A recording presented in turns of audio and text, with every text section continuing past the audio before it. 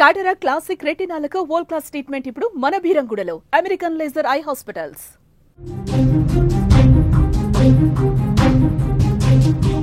Breaking news చూస్తున్నాం. కాకినాడ జిల్లా సామర్లకోటలో దారుణం చోటు చేసుకుంది. పనసపాడు గ్రామ శివారులో యువతి మృతదేహం లభ్యమైనట్లుగా తెలుస్తోంది. గొంతు కోసి దారుణంగా చంపిన వైనమైతే అక్కడ కనిపిస్తోందని చెప్తున్నారు. అదే రోజు రైలు కింద పడి యువకుడు కూడా ఆత్మహత్య చేసుకున్నాడు. చనిపోయిన యువకుడు యువతి మధ్య ప్రేమాయణం ఉన్నట్లుగా కూడా తెలుస్తోంది. ఆత్మహత్య చేసుకున్నారా లేక హత్య చేశారా అనే కోణంలో అయితే పోలీసులు దర్యాప్తు చేస్తున్నట్లుగా కూడా మనకి బ్రేకింగ్ న్యూస్ లో సమాచారం అందుతోంది. కాకినాడ జిల్లా సామర్లకోట పనసపాడులో దారుణం చోటు చేసుకుంది. పనసపాడు గ్రామ శివారులో గొల్లప్రోలు మండలం దుర్గాడకకు చెందిన గొల్లపల్లి దీప్తి స్థానిక పంటకాల వద్ద అనుమానాస్పద స్థితిలో మృతి చెందింది.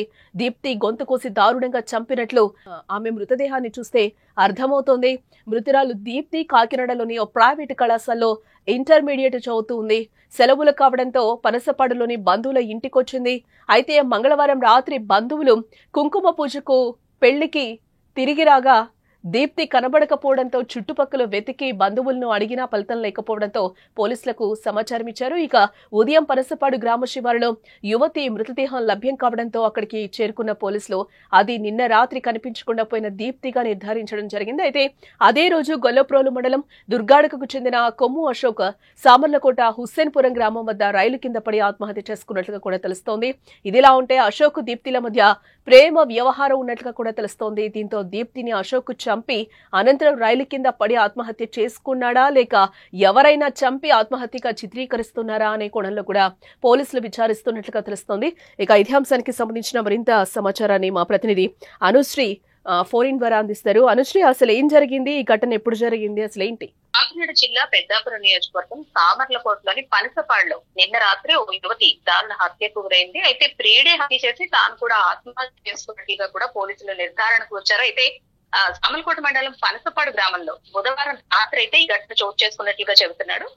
పనసపాడు గ్రామ శివారు ఏదైతే గొల్లప్రోలు మండలం దుర్గాడు ఉందో ఆ దుర్గాడుకు చెందిన గొల్లపల్లి దీప్తి 17 సంవత్సరాల వయసు ఉంది. ఈమెకి పనసపాడులోని సుబ్రహ్మణ్యేశ్వర స్వామి గుడి సమీపంలో పంటకాలు వద్ద హత్యకు గురైనట్టు పోలీసులు అయితే చెబుతున్నారు. దీప్తి కాకినాడలోని ఒక ప్రైవేట్ కాలేజ్ లో ఇంటర్మీడియట్ చదువుతోంది.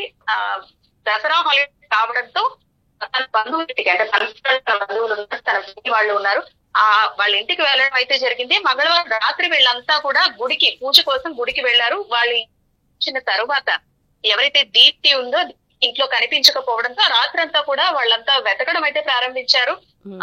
నైట్ ఎక్కడా కూడా ఆ అమ్మాయి ఆచూకీ లభ్యం కాకపోవడంతో ఉదయానికి తిరిగి వచ్చేస్తుందేమో అనుకున్నారు. అయితే ఎంతకీ కూడా తాను తిరిగి రాకపోవడంతో పోలీసులకు సమాచారం ఇవ్వాలనుకునే లోపే పోలీసులు ఓ యువతి మృతదేహాన్ని గుర్తించండి అంటూ కూడా బంధువుల్ని పిలవడం అయితే జరిగింది. అయితే అనుమాన స్థితిలో ఆ యువతి మృతి చెందిందని సమాచారం ఇవ్వడంతోనే ఘటనా స్థలానికి చేరుకుని మృతురాలు దీప్తిని బంధువులు అయితే గుర్తించడం జరిగింది.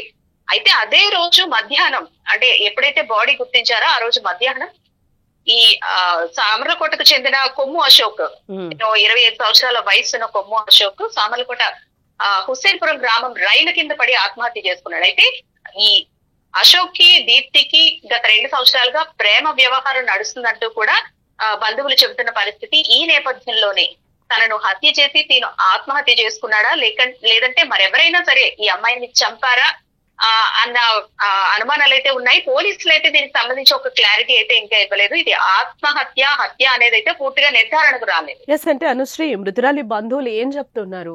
గత 2 సంవత్సరాలుగా ప్రేమ వ్యవహారం ఉందని అయితే కొంతమంది చెబుతున్నారు. వీళ్ళిద్దరికీ ముందు నుంచి పరిచయం ఉందని, ఆ పరిచయమే వీళ్ళ మధ్య ప్రేమకు దారితీసిందంటూ కూడా చెబుతున్నారు. అయితే అతి చిన్న వయసులోనే ఈ అమ్మాయి ఘోరంగా మృతి చెందడం అయితే స్థానికులు అలాగే బంధువులు కూడా కంటతడి పెడుతున్నారు. ఇటువంటి ఘటన ఎక్కడ చోటు చేసుకోకూడదంటూ కూడా ఆవేదన వ్యక్తం చేస్తున్నారు. ఎందుకంటే అత్యంత పాశవికంగా గొంతు కోసి హత్య చేశాడు.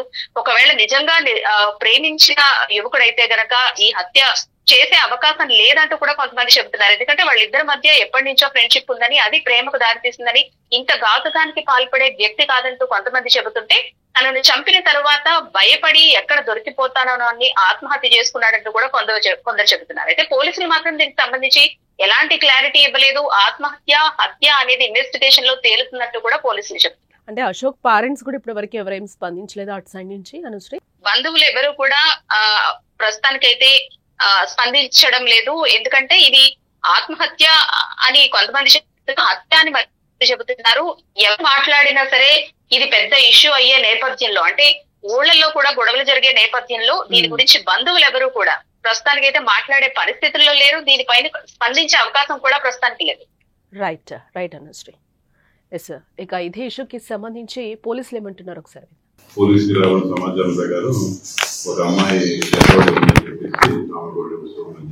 తెలిసింది. వెంటనే నేరస్థానం వెళ్ళాము. అలాగే అదే సమయంలో సామర్లకోట పరిధిలోనే రైల్వే ట్రాక్ మీద ఒక కుర్రోడు దొరికి డెడ్ బాడీ ఉన్నట్టు కూడా వేరే ఇన్ఫర్మేషన్ వచ్చింది. వచ్చిన తర్వాత నేరస్థానం పరిశీలించిన తర్వాత ఈ రెండింటికి ఏమైనా సంబంధం ఉందా అన్న కోణంలో పరిశీలిస్తే సంబంధం ఉందని తెలిసింది. ఈ అమ్మాయి వరకు అయితే అది ఇప్పుడు ఉన్న సాక్ష్యాలను బట్టి ఉన్న గాయాలను బట్టి ఒక హత్యగా భావిస్తున్నాం. ఆ హత్యకి ఈ ట్రాక్ మీద చనిపోయిన కుర్రోడు ట్రాక్ మీద ఆత్మహత్యగా కనిపిస్తుంది ఉన్న ప్రాథమిక సాక్ష్యాలను బట్టి. దీనికి సంబంధం ఉందా అంటే మనకి ఇప్పుడు ఉందండి. కారణం ఏంటంటే ఈ అబ్బాయి గొడుగులతో ఉన్నాడు. ఈ అబ్బాయి సంబంధించిన క్యాప్ ఏదైతే ఉందో మనకి ఈ అమ్మాయి దొరికిన ప్రదేశంలో దొరకడం, అలాగే ఈ కాల్ డీటెయిల్ కూడా తెప్పిస్తే నంబర్ ఆఫ్ కార్స్ నెంబర్ కూడా ఎంత జరిగిందండి.